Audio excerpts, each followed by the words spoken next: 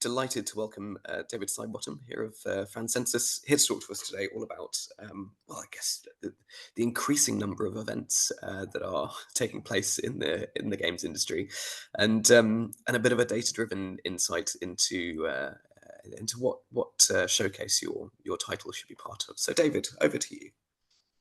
Thank you very much, Leo, and thanks everyone for joining us today. I know there's been a fair number of these already this month, so as we're near the end of sort of Ukie's Game Insights month, it's good to see everyone still has an appetite for them. So thanks for joining us.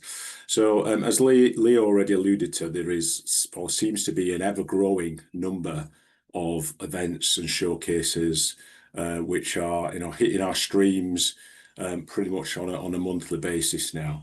I'm going to give you a bit of a run through of some of the key events, focusing on sort of the real top ones, looking at some of the key trends, what's making up these events, and also a few, I guess, guides and maybe helpful hints as to things you can do to make your title stand out when considering which event your title should be part of.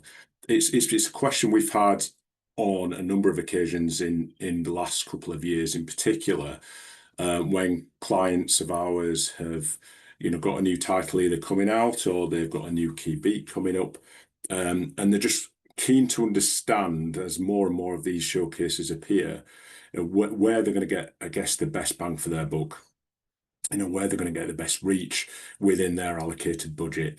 And so we've helped a number of our clients sort of understand what's gone before and what may happen moving forwards with all the different types of events which are out there. Just taking a little bit of a step back, and you should be able to see my screen. So hopefully some of you are familiar with Fancensus, but I imagine there are a few of you who aren't. We've been Ukie members for a good few years now. We're actually over 20 years old. We had our 20-year anniversary last year. And we're very much focused on the gaming space, the gaming analytics space. So we effectively pull together and we ingest and we deliver press, social, commercial, and consumer data, and we deliver that in actionable gaming insights. So we have our own Fusion tool, which is our proprietary tool. We built that over the last sort of 10 to 15 years or so, and it's continuing to evolve. We are very proud of this tool. Our clients, some of them are very involved in it. Some of them get very integrated into their systems themselves. Others like to take a back seat and we build those reports for them. So this pulls together all our data across all our different metrics. As I said, press, social, commercial are the key three areas, and it gives the clients really a touch of their fingertips, an area where they can go in and get exactly the data they need looking at their particular title. And this, as I mentioned, this is something which has evolved significantly in recent years. And in the last few weeks and few months in particular, we are now starting to integrate AI solutions to help it become even more intuitive and give clients the data they need even more efficiently. So in terms of insights, I mentioned in terms of communications, then this is press, which has been a key focus for us and was 20 years ago when we started out. And obviously this has evolved in social media and across all the big video sharing platforms. Commercial, so talking about price analysis and data, search engine optimization, sales, and discoverability has been a huge growth area of ours in recent years as well. So how discoverable is your title on different stores, whether that's browser-based stores, whether it's on console stores. And then on the consumer side, since I joined 3 years ago, this is an area which we've developed again quite significantly, undertaking a number of consumer surveys, looking at consumer reviews, play accounts, and increasingly looking at forums as well. So this side of things is something which we've invested quite heavily in the last couple of years in particular. So focusing on the events themselves, like I said, this is a question we've been asked a number of times. Which event should my title be part of? Which event will give me the best bang for my buck? A lot of clients of ours have just got a very specific budget in mind. They've got to manage this against other existing arrangements they have. There exist press partners, there are existing influencers, influencer partners, etc. So, at the end of the day, is going for a show or putting your title in a show, is that the best way to spend your money? And if it is, then which show is the best show for your title? If we look at the number of events, and Leo mentioned, obviously, we've seen this growing number of events, so certainly in the last 2 to 3 years, we can see across the last 12 months or so, we've seen over 120 events or showcases, and they're just sort of the top ones. This doesn't include things like publisher specific or game specific showcases. Very much, most of these will be, or all of them are multi-title showcases. Of those 120, we've sort of focused on 25 key events during this presentation.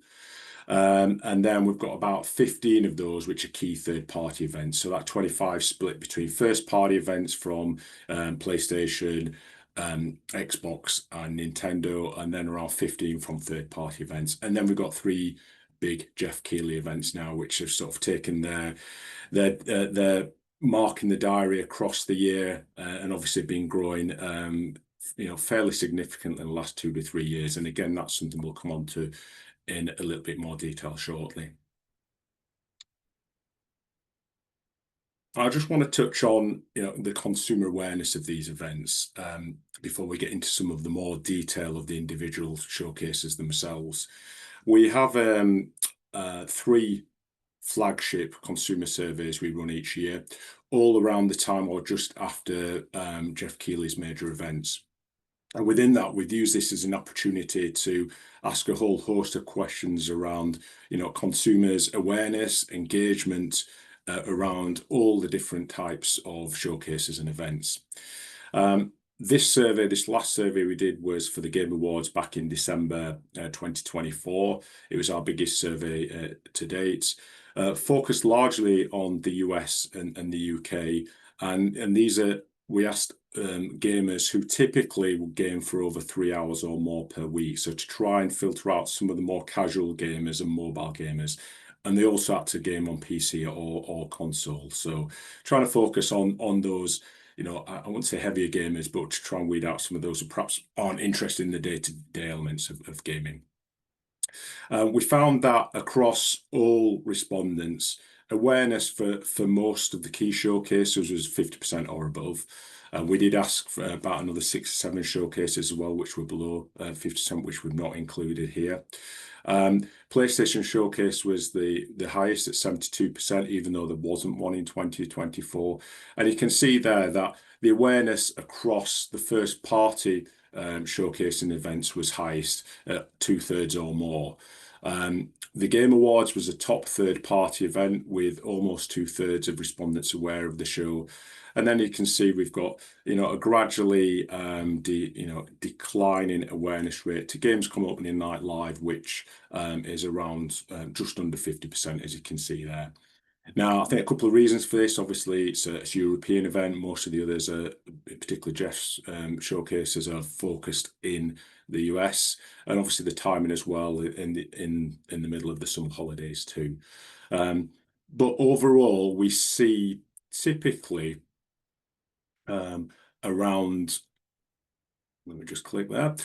We've got around 50% of those who are aware of each show who engage in some way. So you see these figures here, around, if you take half of that figure, then around half of those who engage. So PlayStation Showcase, you're looking at around 30 to 40% of overall respondents in our survey who would engage in some way. So that's whether they watched it live, they watched it on catch up, they just watched extracts from it, or they read articles about the show or engaged with trailers from the show. So roughly speaking, you're looking at around 40 to 50% of all those who are aware who typically would engage in each of these shows. And 7 in 10 people watch at least one event each year, or engage with some event in some way. So they either watch part of it, they watch it live, or they watch it on demand, or parts of it on demand at a later date. So it is a mass market activity amongst gamers.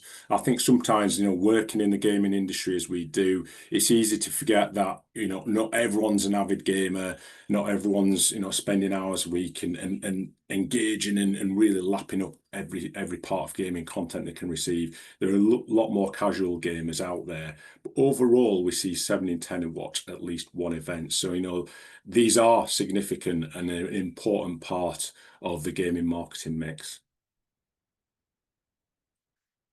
So if you've got a key beat coming up and you're looking at a showcase as a potential opportunity to highlight your game and feature your game, what are your options? Now, I think we can sort of categorize this into a few different areas. Firstly, third-party showcases. We are seeing more of them, and within each, we see more titles featured within each of these shows. So we see likes of, Future Game Show. We've got 3 or 4 of those a year. PC Gaming Show, for example, there too are sort of the bigger third-party ones, along with Jeff Keighley's 3 big shows, as we've mentioned. Obviously, there's the opportunity to get involved in specialized showcases. And when I say specialized, could be focused on indie gaming as more broader, or it could be something like the Wholesome Directs, which we have a couple of those across the year.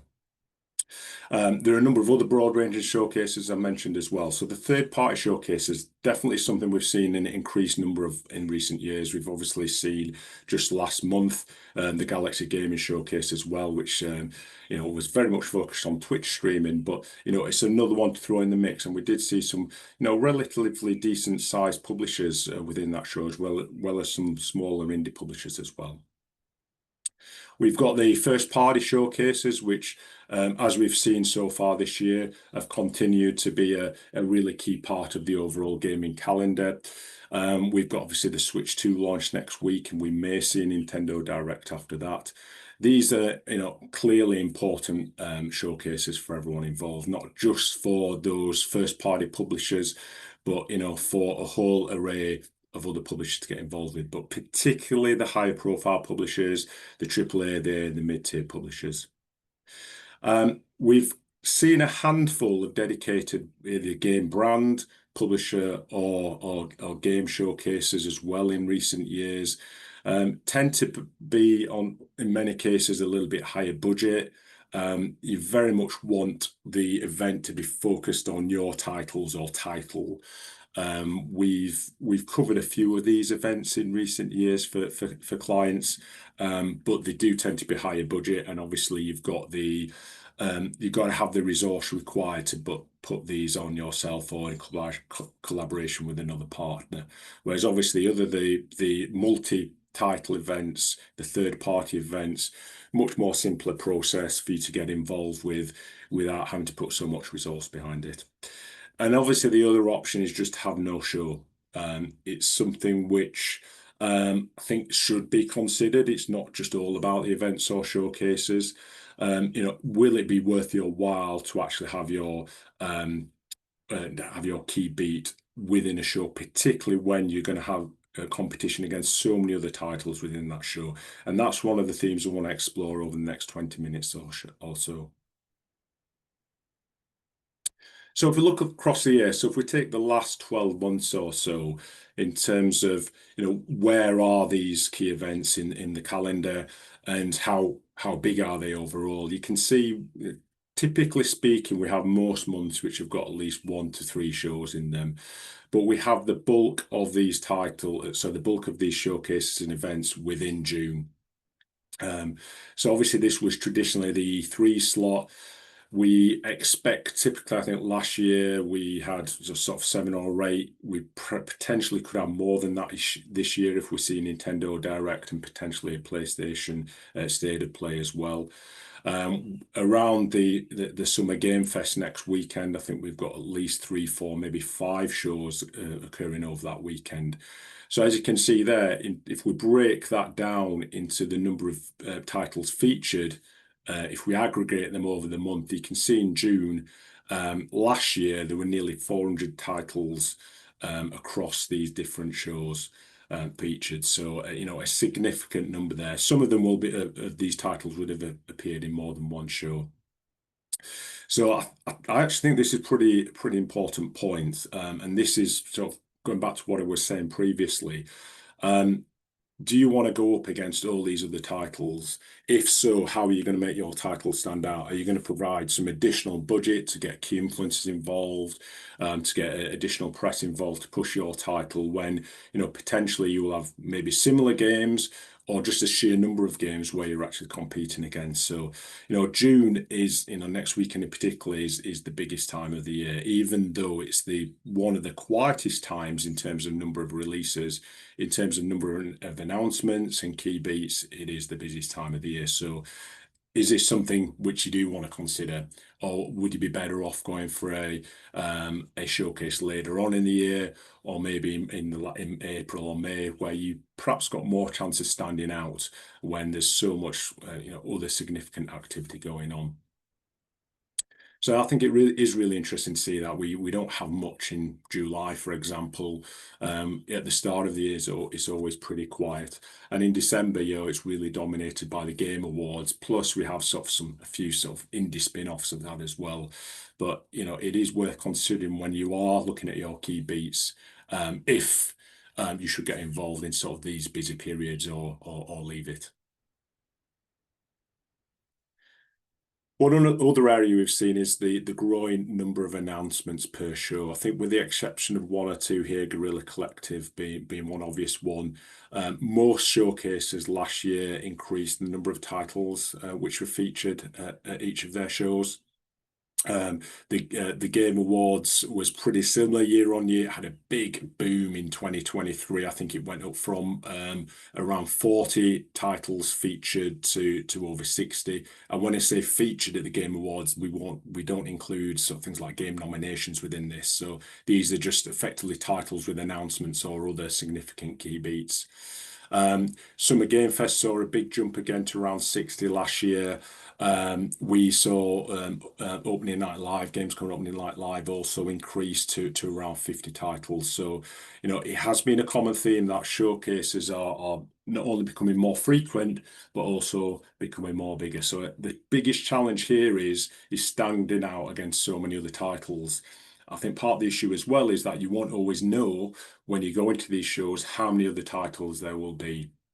I think some showcases like the Galaxy Showcase may be pretty upfront about how many they expect and will have a cap. But as you can see, things like the Game Awards, we've seen, going from 40 to 60, and there is the potential, if that's the case, for your title to be drowned out within so much other press and social media around those titles. So linking that to show coverage, if we take our data from Fusion, which, like I said, we pull from all the different press and social media sites, it goes into our system and feeds out into our Fusion platform. If we take all show mentions across all the different shows, from the key first-party shows to the third-party shows, you can see the Game Awards and Summer Game Fest come out top in terms of overall show mentions. For things like Xbox Game Showcase, Nintendo Directs, and State of Plays, as you can see, we've tried to split them out where possible. Otherwise, it would be the biggest showcase we've seen for each of these individual events. So you can see Game Awards, Summer Game Fest significantly top. So Jeff's events typically do get very, very good coverage, and then it's the leading first-party events which are hot on their heels. And then, as you can see further down, we've got things like Guerrilla Collective, Triple I Initiative, which has sort of been making good ground in recent years, and PC Gaming Show, which do get decent coverage, but it's actually much smaller than some of these key big third-party shows. So whilst for Game Awards you might be going up against 60 other titles and Summer Game Fest, overall those shows get significantly more coverage than some of the smaller shows. So you have to base your decision on, yes, it may get a little bit lost, but the coverage is going to be second to none for those shows compared to others.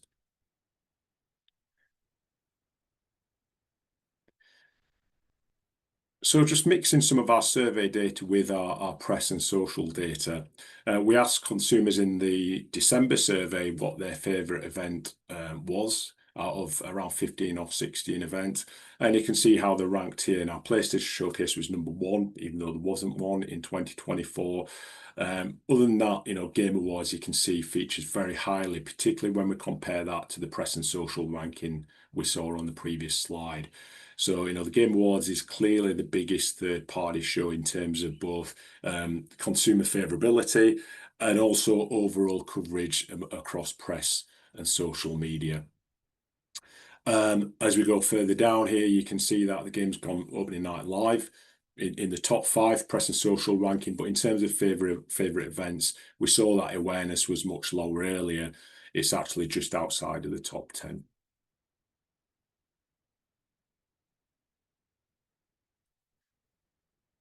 So in terms of the event you're looking at, is there a particular profile event you want to be part of? If we're looking in terms of the genre, we clearly see some events have a much more diverse range of titles on show and games announced and key beats from than other shows. Something like the Xbox Game Showcase has generally fewer titles overall, so it's perhaps no surprise to see that there are fewer number of genres on display. Whereas we've got the key, the trilogy of the Game Awards, some Game Fest games coming up in that live have a pretty good mix of a 10 or 11 genres represented. And again, perhaps no surprise that it's PC gaming show which has the biggest variety. You've got 14 genres there, which are pretty well representative. You've got the RPG, action, adventure, and shooter, which is sort of the biggest 3 genres overall. Those 3 actually account for less than half of overall titles at the PC gaming show. So we do see much more fragmentation, much more diversity amongst that show, but also some of Game Fest and Future Game Show at Gamescom in August 24 also was just around half from those 3 major genres. So much more diversity. We've got some shows at the last time out, we saw some key genres over-indexing. Puzzle and quiz, interestingly, over-indexed at the Future Game Show compared to other shows. Strategy and simulation at the PC Gaming Show. So, which genre do you, which show do you think is more suitable for you from a genre perspective? And it's worth looking at. It's worth looking and make sure you've got an audience match there. It's not just about reach; it's about finding that relevant audience. And in terms of tier representation, if we look at how the titles at each show breaks down across indie, AAA, and then other, which we would categorize as mid-tier or A titles, you can see, perhaps again, no surprise that the Wholesome Direct, virtually all the titles featured at last Wholesome Direct were indie titles, whereas something like Xbox Direct, much more high profile from the major publishers. Same with Nintendo Direct, and much more of a mix at those titles. So that you can see at the bottom, those bottom 4 there, we have much lower representation amongst those first-party publishers for indie titles. Summer Game Fest, Game Awards, opening night live, you can see here around 20 to 25% of titles featured to typically indie. And then going through, as we mentioned previously, Future Game Show's got a pretty strong representation all the way through to Wholesome Direct.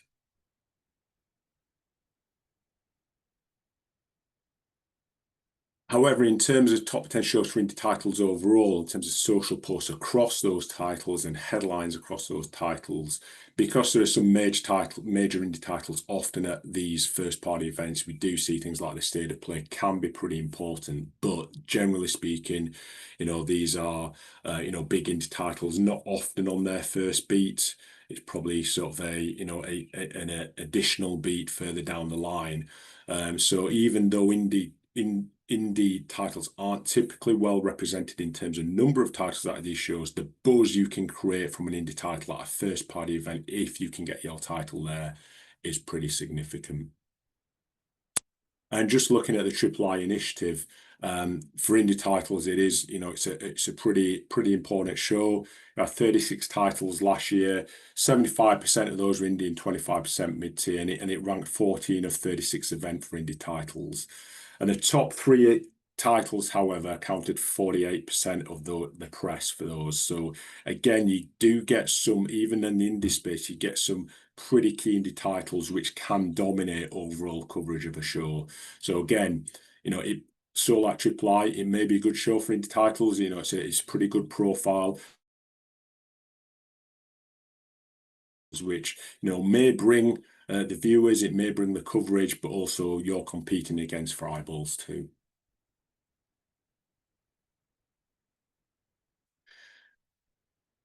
An area I think which is really worth noting, and we saw recently, which I'll come on to in a bit more detail, is this mid-tier overcrowding. If we look at the number of, or the top 10 shows for mid-tier titles in the last couple of years, Opening Night Live was one where we saw the last 2 years combined has been really key for mid-tier titles. You see, we've got Future Game Show in at third as well. And Opening Night Live 2023 further down. Now that's total social posts and headlines combined. If we look at the Game Awards, one thing was evident in the last Game Awards, that we did see evidence of overcrowding amongst mid-tier titles. So I think overall around 62 titles featured at the Game Awards. 26 of those were mid-tier titles, so that's 41% of all titles. Now, the average share of voice, when we look at press in particular, was just over 1%. So you got 99% of all coverage on average from all the other titles combined. So, there was, I think, evidence that some titles definitely got drowned out because there were too many other titles of a similar profile.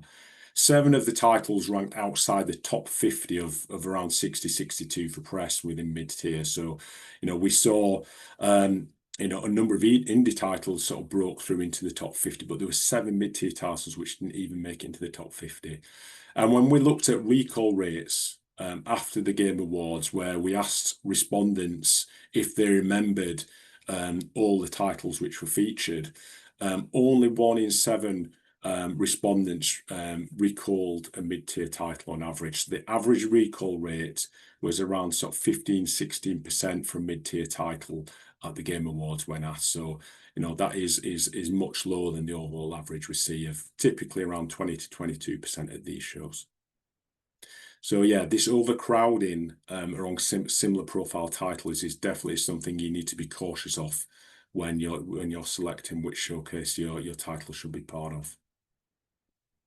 So if we look at recall rates, as I mentioned, this is from our latest, 3 consumer surveys actually. We asked respondents, we gave them a list of titles and they selected which ones they remember being at the show. So this was aided recollection. We didn't ask them specifically to name all the titles freehand. It was aided recollection, but it still provides a really good context and really good comparison across all the different titles.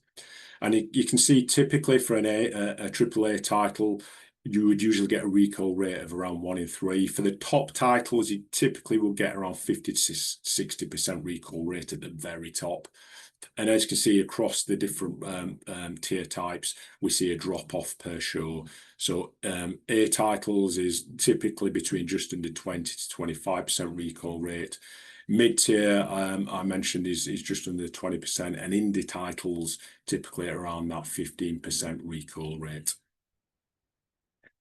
And if we look at how that differs by quarter, where in the show should your title be placed, you can see up front, we get, that initial peak of people remembering titles within that initial quarter of the show, and then we get a drop off in Q2. Now, this is partly due to, obviously, we do see often viewership as well fall off slightly within that time frame, but also it does get more crowded in Q2. We often see more titles actually being shown within the Q2, and often more indie titles as well. So we do see that drop off, and then we see that recollection rate increase into Q4 as the show wraps up. So yeah, where your title's placed in the show, if you have influence on that, can have a big sway on whether people remember your title and whether it stands out overall within the showcase.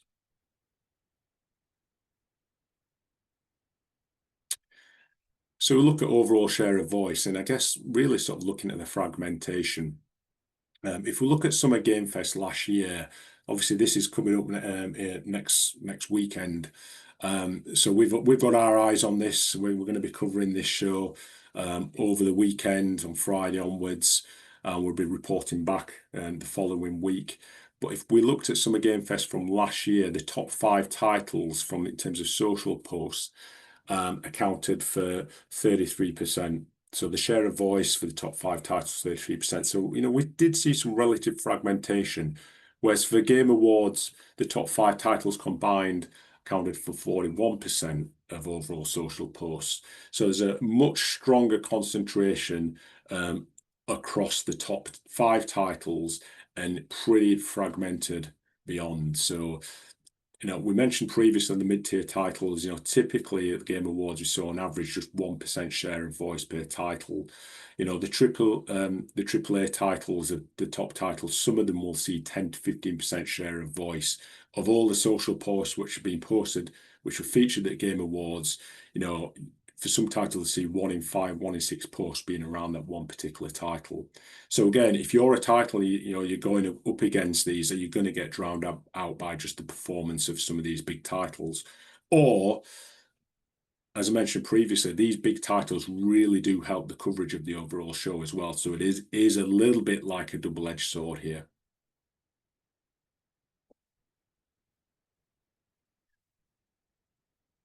So measuring performance overall, I think this is really key, and this is something, like I said, we've helped clients with a lot over the last couple of years. If you are putting a title and having a key beat at a show, you really need to consider what is a success and what isn't.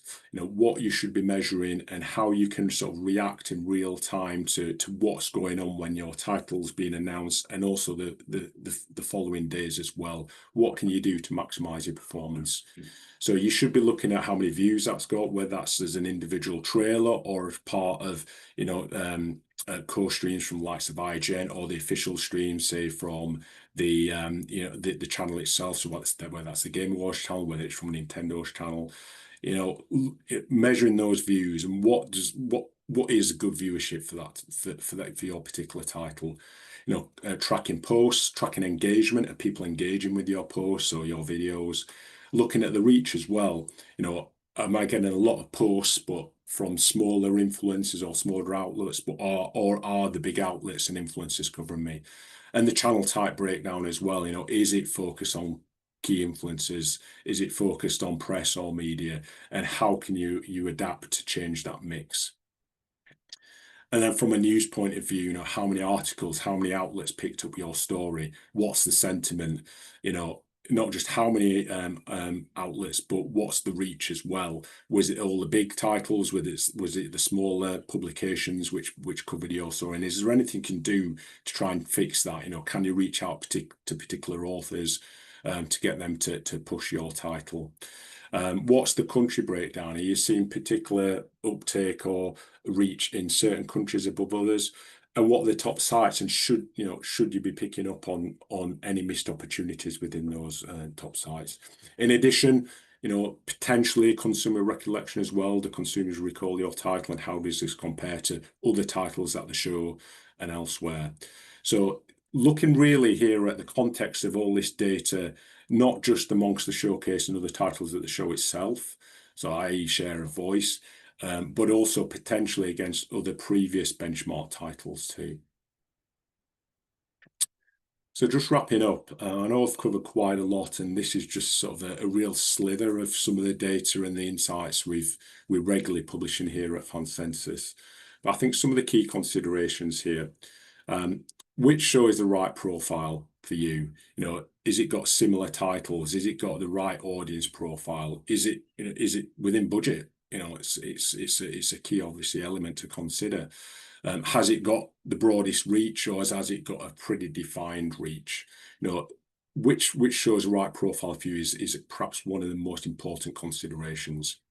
Timing, we discussed this earlier. You can see that there are opportunities to have a key beat at a showcase where it isn't as crowded, where perhaps that showcase does get a little bit more attention, or grabs people's attention because it's not around 4, 5, 6 other showcases within a short amount of time. So yeah, definitely something you need to consider. Weigh up the risk versus the reward. As I mentioned, that key question we were getting asked is, how to get the best bang for my buck. Is it worth spending the money on that showcase? If so, if you are going for showcase, should you also be doubling down and spending further money on key influencer marketing, for example? So, weighing up that risk is where data can come in and really help you. Set your expectations for key metrics and state of voice. As I mentioned on the previous site, what do you expect if you've got a key beat at this show? How many views of that trailer do you expect? What reach do you expect to get across different press, for example, and social media? And then monitor and evaluate your performance against that. React quickly to missed opportunities. If you notice that there's maybe a key publication which perhaps has covered your titles in the past, but it hasn't, then jump on that quickly. Same with key influencers as well. I think related to this is maintaining that momentum. Once you've had your key beat at the showcase, continue to engage with that community. We often see sort of big gaps in between key beats, but can you engage these key influencers? Is there anything else you can do on your own social feeds to keep this ticking along, to keep that momentum going after the key beat? Now, whether that's just a few days, or whether that's the next week, next month, or just steadily in between your key beats, maintain that momentum we see has been pretty key. Then when it comes around to the next key beat and the next showcase, you will have that sort of inherent inbuilt awareness of your title. And then what are the alternatives? I mentioned previously potentially hosting your own showcase, which could be expensive, but the other alternatives are just sort of using that budget and just, like I said, focusing on who potentially are the real key influencers you might be able to push your title to a relevant audience, where perhaps a showcase where it may be a little bit more risky. Would you rather put your budget in focusing on, say, key influencers or key press, as opposed to just doubling down on a showcase? So again, that's something really important you should consider, and using data to help you make those decisions.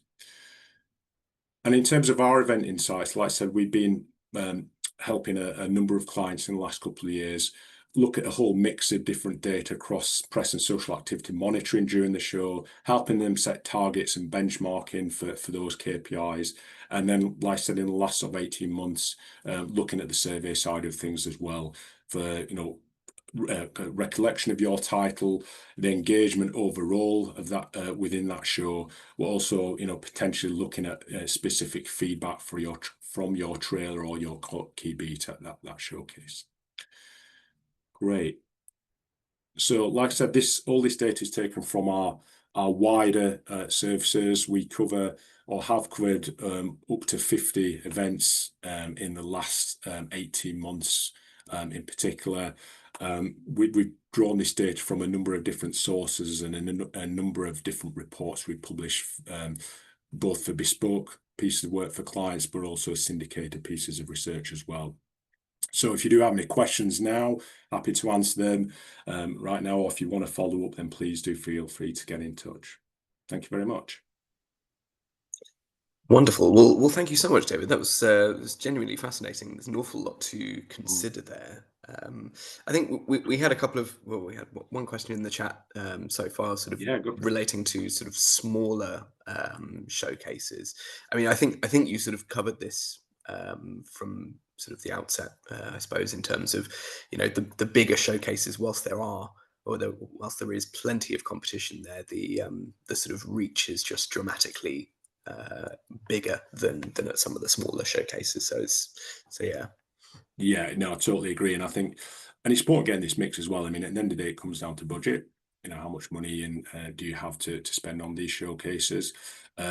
So, and I think perhaps having a mix across your life cycle too of a title, trying to experiment with which shows might work for your title and which don't. I do think, we, like I said, we have seen an expansion of, some of these key third-party showcases. So they, I guess, are more encompassing and more appealing to indie titles and mid-tier titles than they were perhaps 3 to 4 years ago. So we are seeing more opportunities now to reach that wider audience, but I still absolutely see a role to play for some of the smaller showcase. I think, ultimately, I guess they are the heartbeat for a number of developers and publishers when it comes to trying to reach a broad and engaged audience. Absolutely. I mean, thinking as well, sort of realistically in terms of like timing and maintaining that momentum. I mean, considering sort of launch of a title, I mean, is it possible to sort of hit too many beats, perhaps? Do you start to see a lack of return on investment when Yeah, if you're just scattergunning too much? that's a very good question. I think, we obviously see, huge variety amongst different publishers as to how many beats they have per title. I always think there is a danger sometimes, particularly amongst sort of, I guess, indie and mid-tier titles to have too long in between key beats. So that point I said earlier about trying to maintain momentum, I think is key. Can you use your own channels? And a lot of indie developers and publishers don't have massive followings on their channels. So, I think it is important to not necessarily have really dedicated key beats, but try and drip feed additional content and teasers in between. But I think it is possible to have too many key beats before launch in particular. Now after launch, again, it's just trying to maintain that engagement. So it really does depend on the title, and it really does depend on your budget. Definitely. So we've had a question in the chat, probably a little bit more about your own platform and your own measurements. I mean, they're asking sort of how do you measure reach or impressions on a specific platform such as YouTube, to Yeah. evaluate performance in relation to a specific event. How does your platform sort of manage that? Yeah, so we've got our dedicated systems both at the back end and then at the front end with our Fusion platform. So we're continually updating, I say almost continuously bringing in all that data and updating that data across all the different platforms you mentioned, including YouTube, as you say here. We're pulling in views data, engagement data across all, I say key, but much broader than that in all gaming influencers and gaming sites. So for specific events, what we would typically do is we set up our own Fusion reports for this particular event. We would look at not only how much the event is mentioned across all press and social, but we would bring in, say if there were 60 shows at Summer Game Fest next week, we would set up a report to focus on those 60 titles at the show over a specific period. So typically we would look at maybe 24 hours before to 72 hours or up to a week afterwards. And then we would monitor performance. So how is everything comparing against each other for YouTube views, for press, for Facebook and NX shares, etc. All these different events. And really it's about context here. Context with what your expectations are before you go into the show regarding, right, do I want 1 million views? Is 1 million views good? How does that compare to other titles, similar titles in previous events? But also how it compares with everything else in the show. So, if you've got 60 titles, would you be happy being in the sort of top 25, top 30, or would you want to aim higher than that? Obviously, you're always going to be you're always going to get a 2 or 3 often really big titles at some of the bigger shows where you're just not going to be able to compete with potentially. But where is the content? How do you rank compared to everything else? And is there a specific title which did have a key beat, which you obviously may not have been aware of before? Well, how do you compare that to that title? Is it something you got around? Is it a competitive title? So yeah, we have all these metrics set up. We have these reports set up to allow you to judge the performance of your title, both as a standalone, but compared to previous events and previous competitive titles, but within the context of the show as well. No, that's really, really helpful to understand. I hope that answered your question, Dan. So, I mean, one final thought from me. in terms of that sort of, I don't think you sort of mentioned a great deal about sort of how long a tail some of these showcases, or even sort of specific platforms specifically have. Is the influence still felt? Beyond a week later, a month later, that kind of thing. What would you say about the sort of longevity of some of these aspects? Yeah, that's a good question, actually. I mean, I would say the for your particular title, I think the longevity is definitely felt, way beyond a month. These shows, a lot of these shows, particularly high profile ones, can just elevate sort of your title in particular and potentially put it to new levels. So when it comes to the next key beat, you would likely see, even higher numbers for the next key beat at a similar show. And we've seen that with some of the work we've done with clients. In terms of the buzz around the show, often they do typically fall off within a couple of weeks. We see the vast majority of views and press posts and social media posts, the vast majority within the first sort of 72 hours.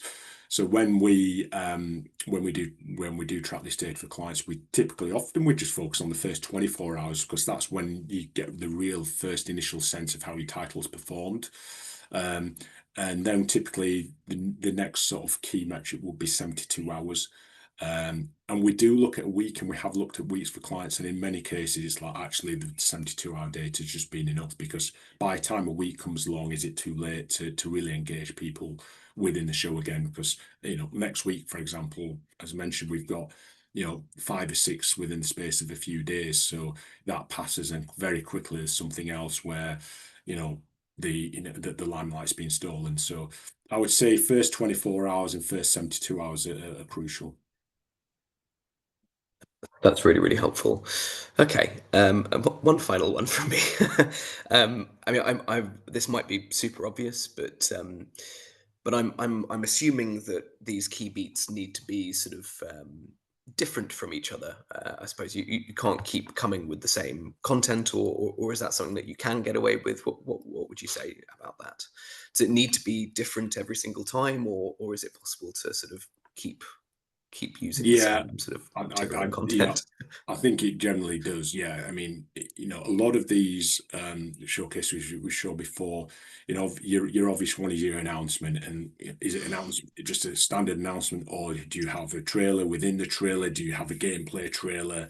Do you have gameplay included within that, or is it sort of much more top line? I think people always want to see a little bit more every key beat.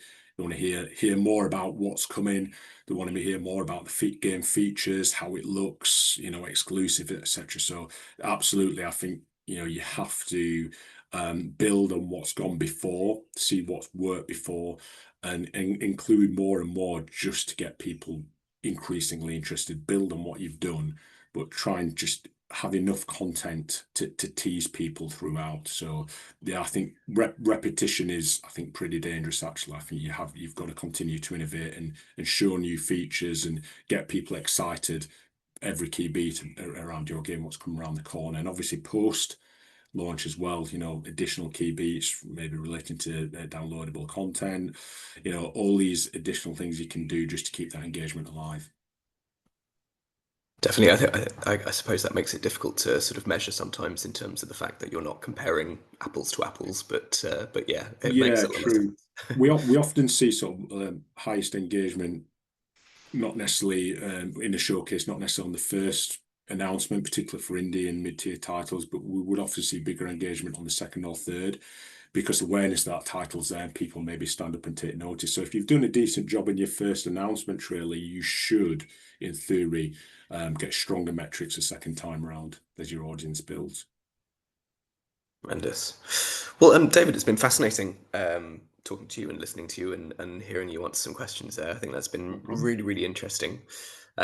Your details are all on the screen at the moment, and I'll pop some details down in the video recording as well. I should say as well, there's a couple of links that I'll include: the Fancensus Insights, sort of regular event and genre insights link, and also your weekly newsletter on the Fantastic. latest trends. Yeah, so I'll pop those links in the video description too. But But yeah, thank you so much, David. It's been really, really fascinating No having problem. you speak. And yeah, really Thanks, appreciate it. And Leo. thanks to everyone that's enjoyed. Yeah, All thanks right. everyone. Thanks, Leo. And yeah, if you've got any questions or want to follow up, then please do get in touch.